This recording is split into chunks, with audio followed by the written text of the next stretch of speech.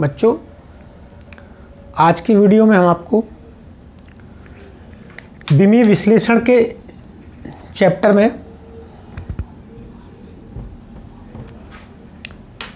विमाओं के उपयोग पढ़ा रहे थे, जिसमें हमने पिछली वीडियो में आपको 2-3 उपयोग करा चुके हैं। इस वीडियो में हम आपको भौतिक राशियों में संबंध स्थापित करना सिखाएंगे। तो यहाँ देखते हैं, हमने 3 सवाल लिए हैं। जब कोई एक भौतिक राशि 3 भौतिक राशियों पर निर्भर करती है या 2 भौतिक राशियों पर निर्भर करती है, तो उनमें हम विमीय विधि के द्वारा संबंध स्थापित कर सकते हैं।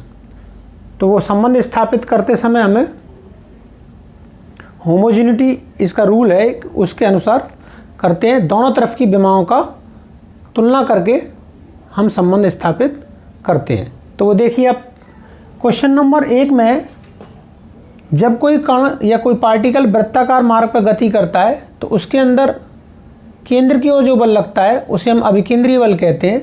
और वो अभिकेंद्रीय बल निर्भर करता है मास ऑफ पार्टिकल, कण के द्रव्यमान पर और कण के वेग पर और वृत्त की त्रिज्या पर। इन 3 चीज़ों पर यह अभिकेंद्रीय बल निर्भर करता है। जो चीज़ निर्भर करती है उसे हम लेफ्ट साइड में लिखते हैं और जिस पर निर्भर करता है उसे हम राइट साइड में लिखते हैं। तो हम देखते हैं कि जो बल है F, वो निर्भर कर रहा है M पर निर्भर करता है, V पे निर्भर करता है और R पर निर्भर करता है। तो जो निर्भर करता है वो राइट साइड में लिखा जाता है और जिस चीज़ पर निर्भर करता है वो राइट साइड में लिखा जाता है और जो निर्भर करता है उसे हम लेफ्ट साइड में लिखते हैं। और बराबर का चिन्ह लगा के एक कांस्टेंट वैल्यू लिख लेते हैं, या ऐसा भी करते हैं कि जो वैल्यू है उसे F समानुपाती का चिन्ह लगाकर जिन चीज़ पर निर्भर करता है उसे हम लिख सकते हैं। तो समानुपाती का चिन्ह हटाकर वहाँ पर K लगा देते हैं। तब जो है दोनों तरफ सभी की विमाओं को लिख लेते हैं। जैसे बल की विमा है M L T - 2 K। यहाँ द्रव्यमान है, ये कण के द्रव्यमान, तो द्रव्यमान की विमा जो होती है वो M होती है और वेग की जो विमा होती है वो L T - 1 होती है और त्रिज्या जो है, दूरी है, डिस्टेंस है, तो इसकी विमा L होती है। जब हम इसमें F = K mvr लिखते हैं तो इनकी विमाओं को हम मान लेते हैं A B C। यहाँ पर अब इसको हम जा रहे हैं यहाँ से ऐसा हटा दें, तब आप देखेंगे कि A की M की विमा जो है A है और V की विमा B है और R की विमा C है। तो यहाँ पर इसी के आधार पर इसकी विमा A, ये B और ये C। तब आप देखेंगे कि M L T - 2 = K। M की विमा यहाँ पर A है और इसका इसमें मल्टीप्लाई करेंगे तो L की विमा A और T की विमा -B और यहाँ पर L की विमा C। समान आधार वाली विमाओं को जोड़ लेंगे जिनके समान आधार हैं। तब आप देखेंगे यहाँ से कि M L T - 2 = K। अब ये M A और L की विमा यहाँ A है और L की विमा यहाँ C है, तो L की विमा हुई यहाँ A + C और T की विमा हुई -B। अब यहाँ पर दोनों ओर की विमाओं की तुलना करने पर दोनों ओर की विमाओं की तुलना करने पर तब आप देखेंगे यहाँ M की विमा A है और यहाँ M की विमा 1 है। तो आप देखेंगे कि A = 1। यहाँ L की विमा A + C है और यहाँ L की विमा 1 है। तो आप A + C = 1। और यहाँ पर देखेंगे कि यहाँ t की विमा माइनस बी है और यहाँ t की विमा माइनस 2 है, तो minus B is equal to minus के 2। तब आप देखेंगे यहाँ से हम जो हमने वेरिएबल लिए थे ए बी सी, इनका मान निकालेंगे। तो ए का मान अगर इसमें रख देंगे 1, तो क्या आएगा यहाँ पर c इज इक्वल टू, यहाँ ये 1 है तो c इज इक्वल टू 0।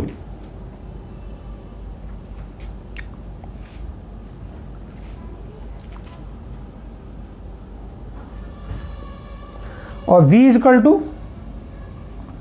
यहाँ से आपका निकल कर आएगा 2। तो आप देखेंगे यहाँ से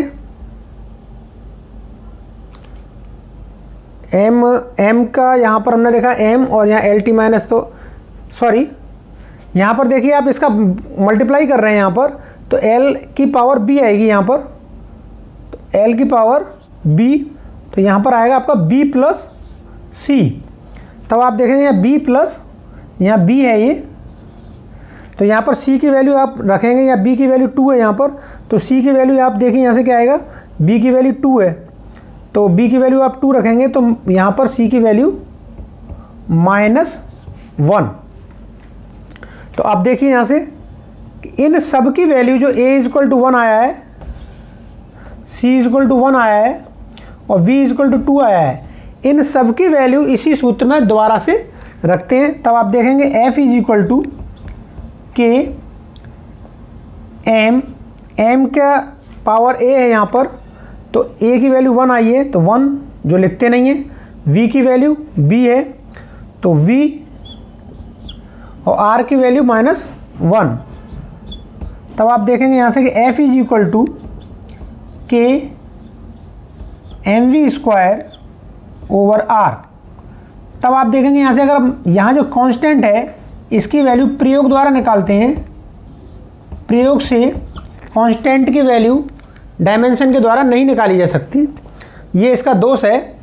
तब आप देखेंगे कि k की वैल्यू यहाँ पर 1 आती है, तो f is equal to mv square over r। ये इनमें भौतिक राशियों में संबंध है जिसका सूत्र यहाँ पर ये निकल कर आया है।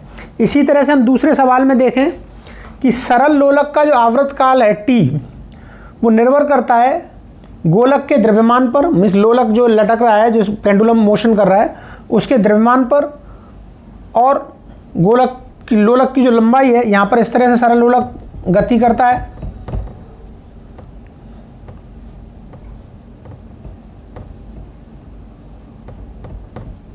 तो ये इसका मास पर डिपेंड करता है, इसकी लंबाई पर डिपेंड करता है और गुरुत्वीय त्वरण g पर निर्भर करता है।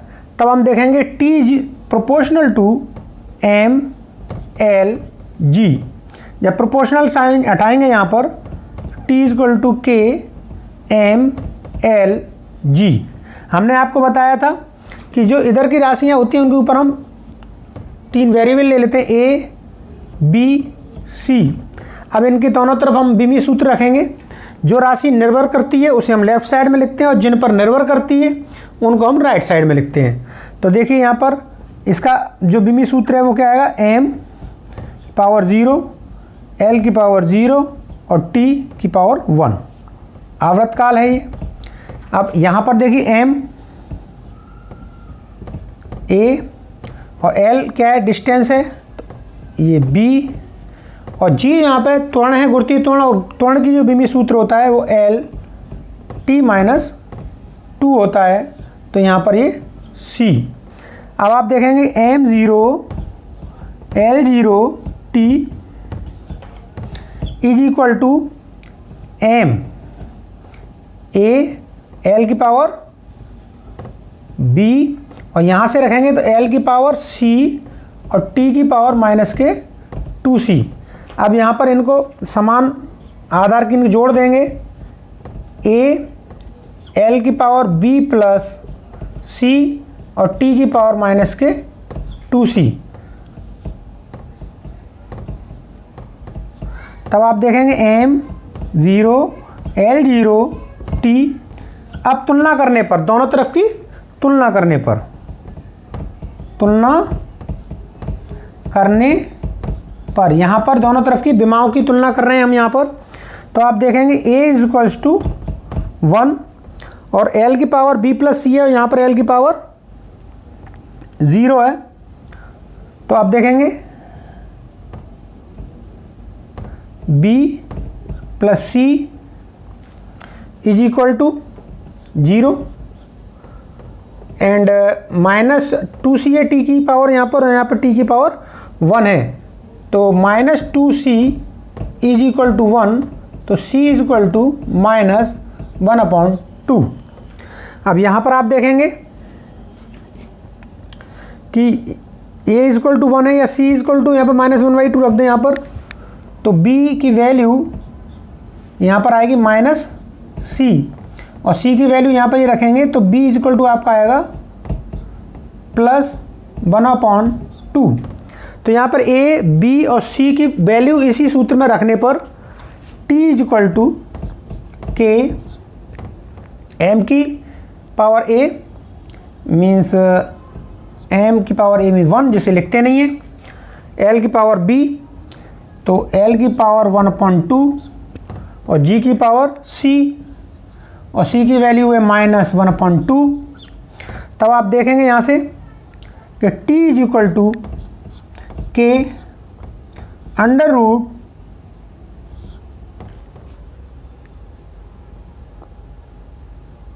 सॉरी m की पावर यहाँ a है और m की पावर यहाँ 0 है, तो a इज इक्वल टू यहाँ पर 0। तब m की वैल्यू 0 लिखेंगे तो यहाँ पर m इज इक्वल टू 0 हो जाएगा ये वाला पोर्शन, क्योंकि यहाँ पर m की घात जो a है और यहाँ पे m की घात 0 है, तो a इज इक्वल टू 0 और l की घात b प्लस सी है, तो यहाँ पर b plus C is equal to 0। तब आप देखेंगे under root 2 pi under root, तो सूत्र है t is equal to k under root l over g इससे। लेकिन अगर हम प्रयोग से देखें, प्रयोग से k की वैल्यू 2 पाई होती है, तो t is equal to 2 pi under root l over g।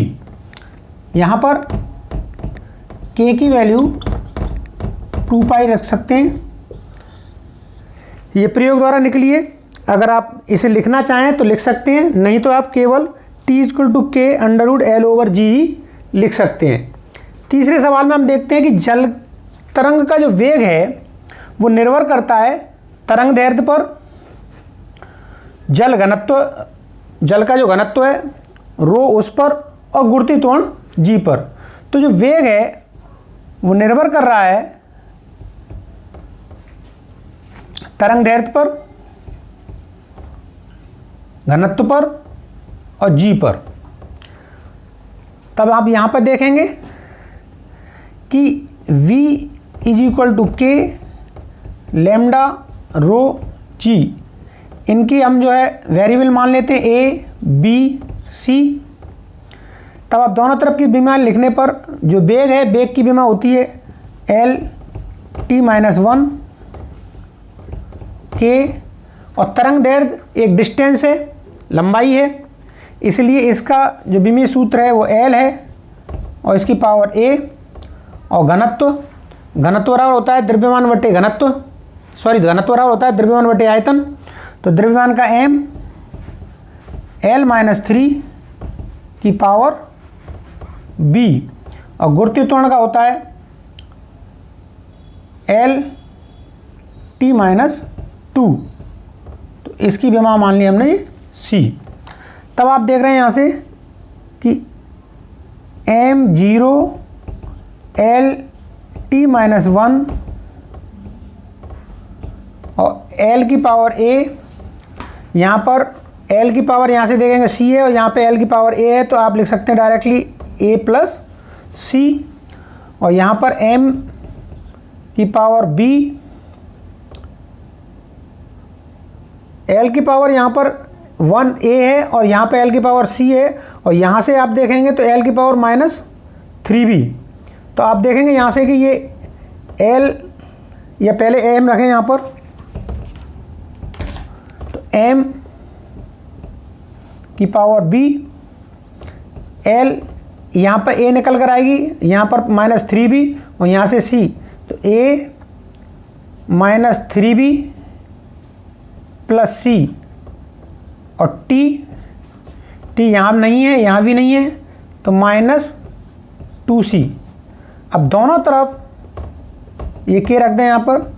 अगर हम दोनों तरफ तुलना करें विमाओं की, तो b = m की पावर यहाँ a b है और यहाँ पर m की पावर 0 है, तो b = 0। अब यहाँ पर देखेंगे आप -2c है और यहाँ पर t की पावर -1 है, तो -2c = -1, तो c = 1/2। अब b और c का मान इसमें रखें, तो l यहाँ पर l की पावर 1 है और यहाँ पर a -3b plus c = 1। a की वैल्यू हमें निकालनी है -3 और b की वैल्यू 0 है, प्लस c की वैल्यू 1/2 है = 1। तब आप देखेंगे यहाँ से a = देखेंगे यहाँ से आप कि c की वैल्यू, तो इधर जाके आपके देखेंगे -1,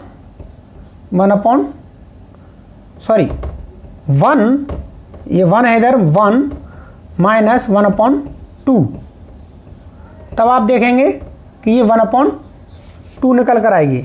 तो a का मान, b का मान और c का मान पुनः इसी समीकरण में रखने पर v बराबर k लैम्डा की पावर a, तो a का मान क्या निकल कर आया है हमारा? a का मान निकल कर आया 1/2। फिर घनत्व, इसकी विमा b है और b बराबर हमारा निकल कर आया है 0 और g की पावर c और c बराबर निकल कर आया 1/2। तब आप देखेंगे v = k 1/2 और 1/2, तो इसको लिख सकते हैं √λg। तब आप देखेंगे कि इन भौतिक राशियों में संबंध निकल कर आया।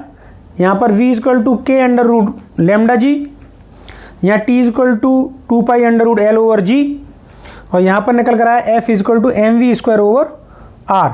तब आप देखेंगे ये जिन भौतिक राशियों पर कोई चीज़ निर्भर करती है उन्हें हम राइट साइड में लिखते हैं और जो निर्भर करती है उसे हम लेफ्ट साइड में लिखते हैं और उनकी विमाओं की तुलना करके उनमें आपस में संबंध निकालते हैं। तो इस तरह से मैंने आपको भौतिक राशियों में संबंध स्थापित करने के लिए 3 सवाल कराए। इसी आधार पर आप अन्य सवालों को कर सकते हैं। तो आपको अगले वीडियो में हम विमाओं से संबंधित और सवाल कराएंगे। Thank you.